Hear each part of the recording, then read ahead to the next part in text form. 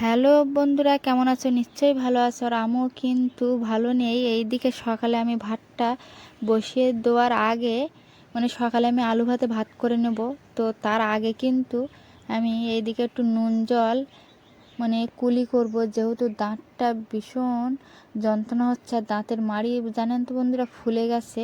আর ভাত আমি বেশি করে খেতে পাচ্ছি না, মানে গিলে গিলে ভাত খাচ্ছি, চিবাতে পাচ্ছি না, এত দাঁতের মাড়িটা ফুলেছে। তো এইদিকে দেখো শাশুড়ি মা কিন্তু ধান সিদ্ধ করছে, এইদিকেও যেমন কাজের চাপ আর তেমনই আমার শরীরটা খারাপ। আমি ওই জন্য একটা তরকারি ভাত করে নেব। তো দেখো আমি কিন্তু শান্তি শাক ভেজে নেবো। আর ওইদিকে শাশুড়িমা বলছে তুমি শান্তি শাকটা করে নাও, আর আমি একটু আমের চাটনি করে নেবো, নিলে গরমের সময় এই সিম্পল রান্নাই হয়ে যাবে। আর সবজি খেতে কিন্তু সবজি আছে, তো তোমাদের পরে আমি দেখিয়ে দেবো ভিডিওতে আমাদের সবজি খেতে কি কি সবজি আছে। তোমরা হয়তো বলবে যে সবজি নেই সেই কারণেই একটা তরকারি ভাত করে নিচ্ছ, কিন্তু না বন্ধুরা, শরীর খারাপ থাকলে তখন তরকারি যতই থাকুক রান্না করতে তো ইচ্ছা হয় না। আর সেটা আমার হয়েছে, সবজি আছে রান্নার জ্বালায় আমরা খেতে পাচ্ছি না এরকম। তো দেখো আমি কিন্তু এই পেঁয়াজ লঙ্কা পাঁচফোড়ন আর শুকনো লঙ্কা এইসব দিয়ে শাকটাকে ভেজে নেবো।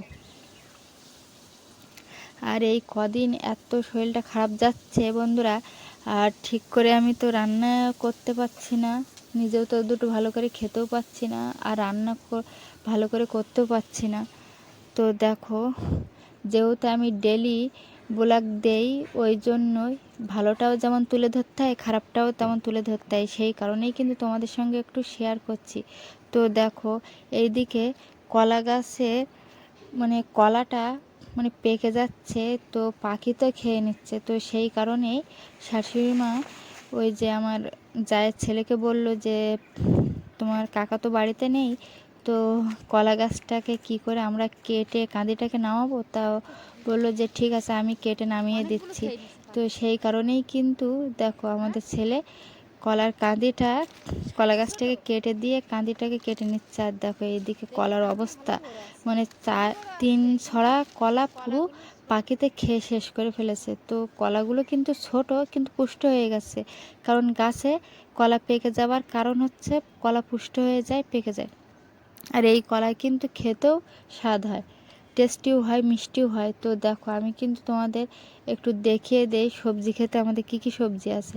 আর দেখো এইদিকে শান্তি শাক আছে, আর কুমড়ো শাক আছে, লাউ শাক আছে, আর ওইদিকে তো তোমার কুমড়োর সাথে পুঁই শাকও আছে, তোমরা এভাবে বানিয়েও খেতে পারো।